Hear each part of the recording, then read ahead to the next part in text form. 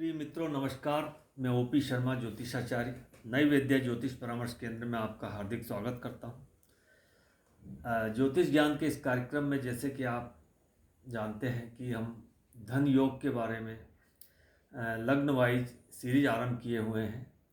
इस वीडियो के पूर्व हम मेष और वृषभ लग्न के धन योग और वसीयत योग, केंद्र त्रिकोण राजयोग, लक्ष्मी योग और विपरीत राजयोग आदि के बारे में हम बता चुके हैं। आज हम मिथुन लग्न के क्या राजयोग है, क्या धन योग है, इसके बारे में हम चर्चा करते हैं। तो मिथुन लग्न जैसे कि 3 नंबर से यह स्टार्ट होता है, जैसे कि आप देख रहे हैं। तो इसमें हम सबसे पहले द्वितीय भाव, धन संचय का भाव, ये द्वितीय भाव, एकादश भाव सभी प्रकार की प्राप्ति का भाव, और 5वां व 9वां भाव जो कि लक्ष्मी का भाव कहलाता है, ये 5वां भाव, ये 9वां भाव लक्ष्मी भाव, धन भाव, लाभ भाव, 5वां भाव व 9वां भाव, धन भाव, लाभ भाव, 5वां भाव एवं 9वां भाव का राशि परिवर्तन, इनके स्वामियों का राशि परिवर्तन, युति, परस्पर दृष्टि संबंध धन योग है। अब इसमें जो धनेश है वो है चंद्रमा, पंचमेश जो शुक्र है एवं लाभेश जो है मंगल है, और भाग्येश शनि की युति, दृष्टि, राशि परिवर्तन कर रहे हो तो ये धनयोग है। इस कुंडली में चंद्रमा, शुक्र, शनि और मंगल, इनका जो है दृष्टि संबंध, राशि परिवर्तन, यदि या युति आपस में केंद्र में या त्रिकोण में या धन भाव में, लाभ भाव में, या आपस में दृष्टि संबंध हो, राशि परिवर्तन हो या युति हो, तो ये धनयोग बनते हैं। अब कैसे बनता है? जैसे इसमें जो धनेश है चंद्रमा, यदि धन भाव में हो तो धनयोग है, या पंचम भाव में चंद्रमा है तब भी धनयोग होता है इस कुंडली में, और चंद्रमा यदि भाग्य भाव में हो तो भी ये धनयोग कहलाएगा। इसी प्रकार लाभ भाव में चंद्रमा हो तब भी ये धनयोग कहलाता है। इसके अलावा जो शुक्र है, शुक्र यदि पंचम भाव में हो, या शुक्र भाग्य भाव में, या शुक्र लाभ भाव में हो, या शुक्र धन भाव में, तो यह भी एक धन योग कहलाता है। इसके अलावा जो शनि है, शनि यदि भाग्य भाव में हो, लाभ भाव में हो, लाभ भाव में या नीच का होता है, अगर इसका नीच भंग होता है तो ये बहुत अच्छा फल देता है। और शनि ये धन भाव में हो, या शनि यहाँ पंचम भाव में उच्च का होता है, यहाँ स्थित हो, तो यह धन योग है। इसके बाद मंगल जो है, मंगल यदि लाभ भाव में अपनी स्वराशि में हो, या द्वितीय भाव में हो जो कि यहाँ नीच का हो जाता है, और यदि इसका नीच भंग हो जाता हो तो ये बहुत अच्छा धन योग बनता है। इसके अलावा मंगल यदि यहाँ पंचम भाव में हो, या यह मंगल यदि भाग्य भाव में हो तो ये धन योग कहलाता है। ये चंद्रमा, शुक्र, ये शनि और मंगल का यदि इस कुंडली में कहीं भी युति हो जाए, केंद्रीय त्रिकोण में, या राशि परिवर्तन हो या युति हो, तो एक धन योग है। साथ में मंगल यदि जैसे यहाँ लाभेश है, तो मंगल यदि यहाँ बैठ जाए और चंद्रमा यहाँ पर हो तो इनका नीच भी भंग हो जाएगा, और ये एक बहुत बड़ा धन योग कहलाता है। अब इसके अलावा वसीयत के लिए या ससुराल से धन के लिए हम ये अष्टम भाव देखते हैं। अभी यदि यहाँ ये अष्टम भाव का स्वामी शनि होता है और शनि यहीं बैठ जाए तो जातक को वसीयत से धन की प्राप्ति होती है।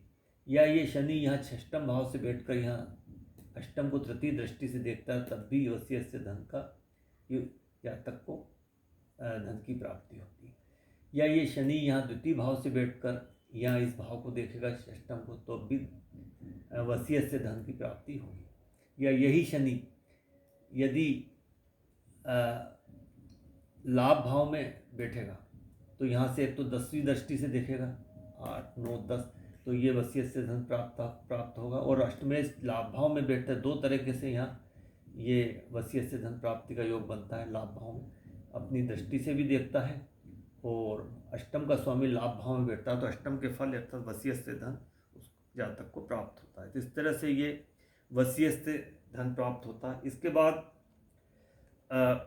इसमें इस कुंडली में यदि बुध यहाँ बैठ जाए तो ये एक भद्र योग बनता है, और जातक बहुत विद्वान होता है, धनवान होता है, और उसकी मान प्रतिष्ठा होती है और उसको धन की प्राप्ति हुई। या ये बुध यहाँ पर बैठ जाए तब भी पंच महापुरुष भद्र योग बनता है और जातक को धन मान प्रतिष्ठा प्राप्त होता है, उच्च पद प्राप्त होता है, जातक बहुत विद्वान होता है। तो ये भी धन योग है, पंच महापुरुष योग है। या यहाँ पर गुरु यहाँ या यहाँ बैठ जाए तो हंस योग बनता है और जातक को बहुत मान सम्मान प्राप्त होता है, शास्त्रों का ज्ञाता होता है और विद्वान होता है। इसके अलावा शुक्र यहाँ बैठ जाए तो शुक्र उच्च का हो जाता है और जातक को लग्जरी लाइफ प्राप्त होती है, मालव्य योग बनता है।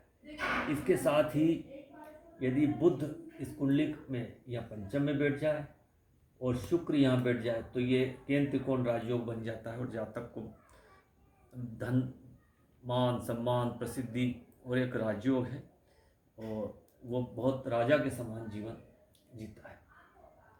इसके अलावा यदि शनि यहाँ दशम भाव में बैठ जाए और दशम का स्वामी गुरु यहाँ बैठ जाए तो ये धर्मा कर्माधिपति राजयोग है और ये पंच राजयोग में सब बहुत बड़ा राजयोग होता है। इसमें जातक को बहुत धन मान सम्मान पद प्रतिष्ठा उच्च जीवन स्तर होता है, सभी सुविधाएं उसे प्राप्त होती है। तो ये धर्मा कर्माधिपति राजयोग की वजह से। इसके बाद धर्मा कर्माधिपति राजयोग के बाद लक्ष्मी योग जो है, यदि बुध अपने लगन में बैठे और शनि यहाँ भाग्य भाव में बैठे तो ये एक लक्ष्मी योग है।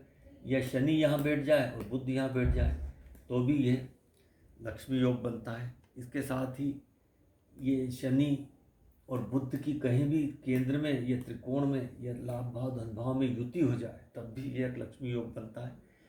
या ये जो शनि है या बुध है अपनी उच्च राशियों में कहीं भी बैठ जाए तब भी ये लक्ष्मी योग बनता है या आपस में दूसरे को दृष्टि देना है। इसके बाद जो यदि ये 6, 8, 12 के स्वामी यहाँ पर मंगल शनि और शुक्र होता है। यदि ये 6, 8, 12 के स्वामी मंगल यदि यहाँ छठे में भाव में बैठे या 8वें भाव में बैठे या मंगल ये 12वें भाव में बैठे तो ये विपरीत राजयोग है। या ये शनि यहाँ अष्टम में बैठे या द्वादश में बैठे या छठे भाव में बैठे तब भी विपरीत राजयोग है।